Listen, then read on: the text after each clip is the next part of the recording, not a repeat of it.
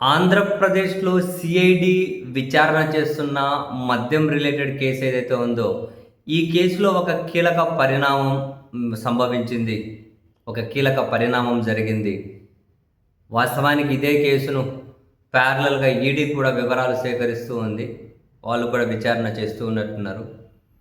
ఈ క్రమంలో enforcement directorate ED Vijayasai Reddy గారికి నోటీసులు జారీ చేసి ఈ నెల 22న విచారణకు రమ్మని చెప్పి పిలిచారు. ప్రస్తుతానికైతే కొన్ని అంశాల మీద తన వివరణ కోసమే పిలిచినట్లున్నారు. ఆ విచారణ అయిపోయిన తరువాత ఎలాంటి పరిణామాలు సంభవిస్తాయి, ఆ తర్వాత ఇందులో ఎలాంటి రాజకీయ పరిణామాలు చోటు చేసుకోవచ్చు అన్నది నిజంగానే ఇంట్రెస్టింగ్.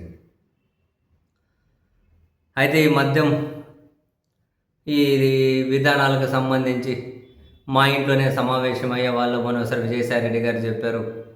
అండ్ ఇదంతా కర్త కర్మక్రియ రాజకేశ్ రెడ్డి అని తను చెప్పిన తర్వాత సిఐడి కూడా తనకు నోటీసులు ఇచ్చి సాక్షిగా విచారణకు రమ్మని చెప్పారు. అంటే తన స్టేట్మెంట్ రికార్డ్ చేశారు. ఆ తర్వాత సిఐడి కూడా ఇందులో విజయసాయి రెడ్డి గారిని నిందితులుగానే చేర్చింది. ఇప్పుడు ఈడీ కూడా విచారణకైతే రమ్మని చెప్పి చెబుతూ ఉన్నారు.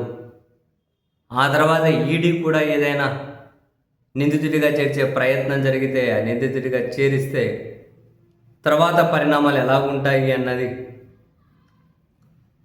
చాలా ఇంట్రెస్టింగ్. సో ఇప్పుడు అనూహ్యంగా నోటీసులు జారీ చేసింది ఈడీ.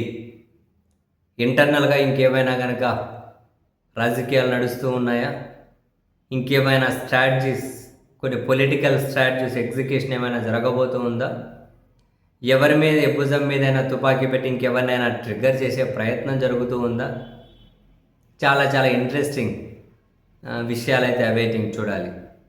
విజయసాయి రెడ్డి గారి విచారణ తర్వాత 22వ తేదీ ఈడీ ఈ కేసులో ఎలాంటి పరిణామాలు జరుగుతాయో ఇంట్రెస్టింగ్.